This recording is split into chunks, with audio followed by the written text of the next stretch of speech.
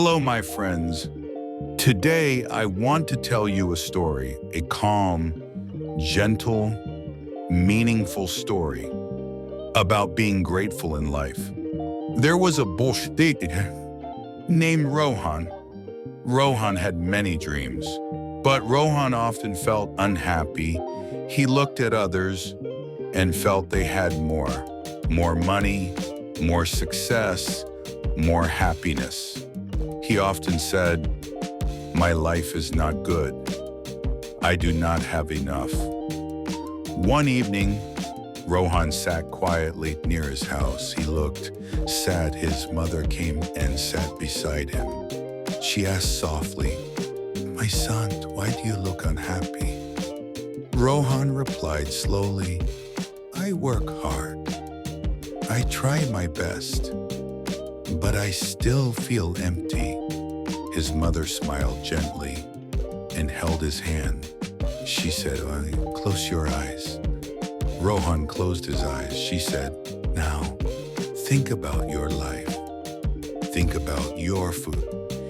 Think about your home. Think about your family. And think about your health." Rohan stayed quiet. His mother continued, "You wake up every day. You breathe. You laugh. You learn. These are gifts," she said softly. "When you focus on what you do not have, you feel sad. But when you focus on what you have, your heart feels light."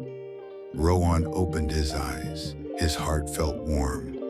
He whispered, "I have many blessings." From that day, Rohan changed.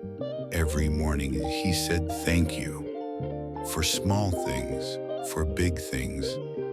Slowly, he felt happier. He felt calmer. He felt peaceful because gratitude changes the heart. Final message. My friends, this story is for you too. You may not have everything, but you have something. Pause, breathe, and be thankful. Ending line. Thank you for listening. Keep learning English. Keep smiling. And always remember, a grateful heart is a happy heart.